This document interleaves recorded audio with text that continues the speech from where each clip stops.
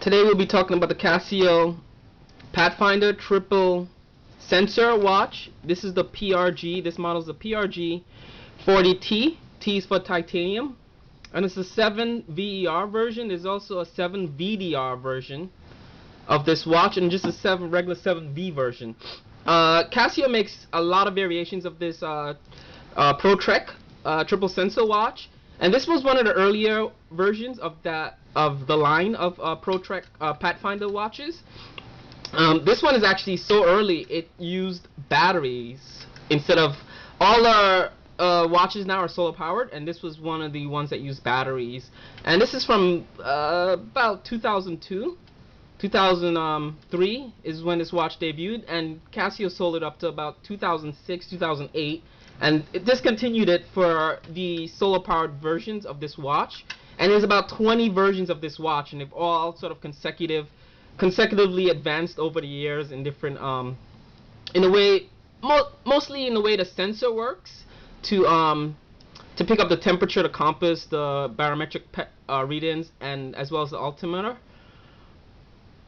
And we're just going to do a quick overview of this watch. This is actually one of my favorite watches I've had over the years. I bought this back in 02, 03. My first paycheck, I was working for outdoors education company right out of college, and I needed just a watch with a compass on it, as well as I never used the barometric readings or the altimeter. Never had to use those. Most of my work was in New York, so I didn't really need to use those because there's no mountain ranges in the Northeast that I needed to use those functions for. But the compass, the temperature, as well as the automatic backlight was one of the things I used over the years. Really great watch. My only gripe was the watch takes 4 batteries. And the batteries are not user friendly in terms of you can't really change them yourself unless you really know what you're doing. And most watch shops, like if you go to a mom and pop watch shop in your town or your neighborhood or your city, they'll charge you about $20 for everything, for the battery and the labor of changing out the watch, the batteries in this watch. The batteries themselves are about $5 a piece, and I didn't know why the batteries were so expensive until I went to buy them myself one day. And I was in Duane Reade or CVS or something like that, and this is upstate in the Adirondacks. And I was trying to figure out, I was trying to find the batteries, a specific type of battery it takes. And I'm going in a section with the batteries, and all the watch batteries, same size, same power batteries, are just different configurations for the way the battery fits into the watch. Different versions of basically the same batteries were like $2, $1.99, $3.99. And then I come to the batteries for this watch, and there were $9.99 per battery at that particular store. And I was like, what the hell? Like, why is this so expensive? But when I looked at the section this battery, the battery that this watch takes, the section this battery was in was for the hearing aid and pacemaker section. So this watch uses the same exact batteries that some hearing aids, but mostly pacemakers use the same batteries. And because those are healthcare industry items, anything that involves healthcare industry is going to be super expensive, and that's the only reason why the batteries for this watch is expensive. If you go and buy it in a drugstore or a stationery store, the batteries are going to be super expensive, like $9.99, $12.99 per battery, and it takes 4 batteries. But if you go online or if you go to a watch specific shop to buy the batteries, they'll be cheaper. I mean, on eBay, on the internet, you could buy these batteries for about $2 a piece. But don't go to CVS, don't go to Rite Aid or a drugstore. They'll charge you as if you're buying a battery for a pacemaker. That's it. Let me go into the watch. It is very light watch. It's a titanium watch. The band is titanium, and some of the the watch face and head is titanium, but it's mostly plastic up here. As you can see, the dark gray parts are plastic. But the band is titanium, and it's a very durable band. They don't really abuse this watch, but I wore this watch a lot over the years, and we're talking about 12 years. I'm sorry, 10 years, 2002 to 2012. I'm wearing this battery in the outdoors doing my thing, and it still looks brand new. I mean, granted, it's a big watch, so, and if you're a man and you wear big watches, and you do stuff in outdoors, or you do stuff around your house or in your car, your watch, if you have a big watch that protrudes a little bit, you'll know what I'm saying when I'm talking about. This would bang against every little thing you encounter during your daily routine, like from doorknobs to if you go in your car, your bangs against the seat belt, whatever. It's always banged against stuff, but it held up over the years. It still looks brand new. There's not much complaining about scuffs and nicks or things breaking off this watch. It's a very durable watch. I'm gonna actually put it on so you guys could see. This is caliber 2100 from Citizen. It's an EcoDrive solar powered watch right there. Let me measure my wrist so you see, get an idea of what I'm about 7 inches. And actually, let me do the watch face so you see. I always do this in my videos, so you get an idea of wrong way. You get an idea of how the size of this watch. And this is in inches. So you kind of see it's about 1.5 inches. Wait, get rid of that. Get an idea of the thickness of this watch. Is pretty thick because it has a lot of goodies inside.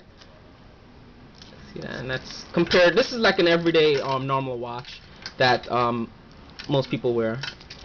Put this baby on. It comes on really easy. It's a really light watch. In fact, this watch is lighter than this watch. Even though they look bigger, like this is like a Hummer of watches. It's really light. It's like maybe a Prius weight in a Hummer SUV body. It's the best way to describe this watch. And that's how it looks when it's on the wrist. You know, it sticks up, but it's super light. The titanium makes this watch really light, so you don't feel that you're wearing a big watch at all. You don't even feel like if you're in outdoors, you running. I use this watch also when I'm running or swimming. It doesn't feel heavy or cumbersome to wear at all because of the titanium being very light and very durable. The clasp is it's real easy to come on. You pop it there. Double locking, real easy. Comes right off. The compass, I'll just go over the functions real quick. I'm inside, big computer right in front of me, so, and it's pretty accurate because north is behind me. I'm sitting facing south, and it's pretty accurate like that. The newer Pathfinder's ProTrek watches, a lot of complaints I've seen on those watches is that when you have the compass activated or one of the functions activated and you're actively reading that function, you turn a backlight on, the backlight stops that function. It's not the case here. The backlight could be on. You can't see because the sunlight is coming in, but the compass is still reading. You see that? So the backlight does not turn off the functions at all. You see there? It doesn't do anything. And we have 5 alarms in this watch. I've never really used the alarms that much. We also have, you could record stuff, your readings, stopwatch, chronograph, all the goodies. You've seen this before and maybe all the videos. Or see, as you can see, I never really used this. And you could store different laps or whatever. The alarm is in there. I've never really used it. Oh, here it is. So you have 1, 2, 3, 4, 5 alarms, and you could also set an hourly chime. So like if you want the watch to chime, say at 1:20, 2:20, 3:20, 4:20, the 20-minute of the hour, you could have it chime every hour. You see, but it's basically 5 alarm and an extra bit in there. So it's kind of cool. And the regular timekeeping is hour, minutes, seconds, and you also have the year and the calendar date, November 13th, right there. So it's 2012, November 13th. And this watch obeys leap years and obeys the 31-30 month, 28, February. It adjusts every time for the month. So you never have to go back and set this. So leap years, whatever, it'll do its own thing. You don't have to ever set the time. I think actually I've only ever set the time once. The only times I do go into the clock to reset it is for daylight savings. It doesn't have that function, or if it does, I have never discovered it. But the daylight savings is the only thing that you'd have to set in this watch. So let's go back to the time. Oh, you also have a demo function. When you buy this watch, or if you see this watch in a store, you usually have a demo function. So basically you hold down the mode button, and the demo just demos through all the modes. So that's the compass right there. So it just shows you how all the modes would work. That, I believe, is the barometric reading. That is the altimeter. It tells you your elevation as you hike back to the compass. So it just rotates through the mode, but the time is also displayed. The accurate time and accurate temperature is also always displayed in a demo mode. So if you want to just have a demo mode, if you want to wear the watch in demo mode all the time, you could still read the time and temperature. So it's kind of cool. It's a semi-demo mode. It's like a screensaver, basically. And to get out of that, you just hold mode, and you back out of that. The backlight is really cool. It has an automatic tilt backlight, so when you tilt the watch, you could set it to for the backlight to come on. So all you have to do is tilt it up to your head, and the backlight, the watch recognizes that you're moving to look at it, and it turns the light on automatically, which is kind of cool. Compass. This is the barometric reading with the temperature. It's 81 degrees. Temperature is always accurate. I never had an issue with the temperature reading. It's error right now because I didn't calibrate it, so it's not calibrated for the barometric reading currently. But the temperature, it seems to be, I've read somewhere that temperature is dependent on a barometric and reading, but I believe it might be the other way around because the temperature is pretty accurate all the time, even though I have never calibrated the barometric readings. I've never used the barometric or the altimeter. As you see, when I go to altimeter, it just would not do anything because I didn't calibrate this yet. So let's go back to barometric. Temperature is embedded into the barometric. When you push the button, it reads you the temperature as well. So it's 82 degrees. The thing with the temperature sensor, I think it's on the back side of the watch. So when you wear the watch, it normally tells you the variation between your body temperature and the external temperature, so it's never really accurate to what the external temperature is off your wrist. It's reading the temperature right there on your wrist. So normally when I hike, I would take it off and clip it to my backpack for about 5 minutes, and then it'll give me the accurate temperature reading for my surroundings. The newer watches, the temperature sensor is actually mounted on the upper portion of the bezel, so it's away from your wrist, so it's more accurate in terms of reading the atmospheric temperature around you. But this older version, for some reason, I don't know why Casio decided to put it underneath the watch, and there is actually a little gap there to make a little space, so it's not flush against your wrist. It's just a little. You can see the gap there. It's at your wrist, but it's not flush against your wrist. I guess, I don't know. It still reads your wrist temperature, but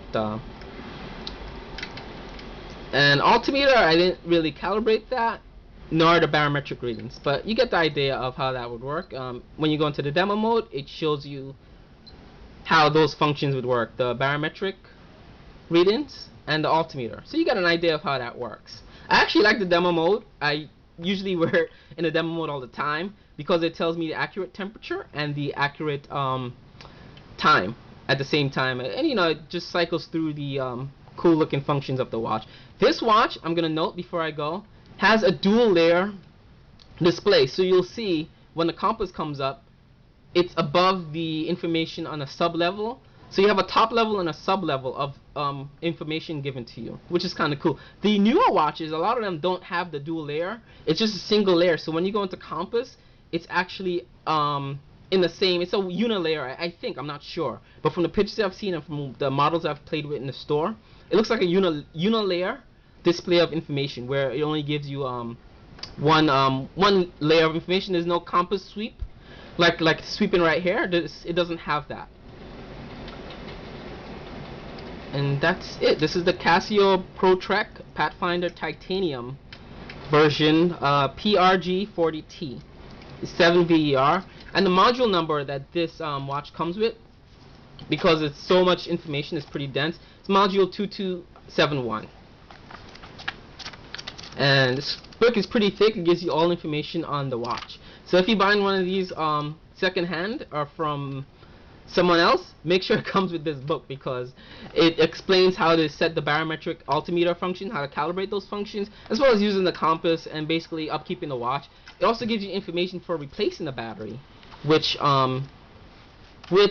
most shops but if you go to a local shop, they might need this book to know what battery this watch would take and how to open up this watch. But if you take it to a Casio dealer or Casio reseller, they would know exactly what to do with this watch. But like I said, the newer ones come with solar power, so Just keep that in mind. This is battery powered, but the battery lasts. In my experience with this watch, batteries usually last in this watch about 3 years. If you have the demo function like I'm doing right now, you probably get 2 years of battery life. But if you turn off the demo, regular timekeeping function, you don't really do much in this watch, you get 3 to 4 years of battery life.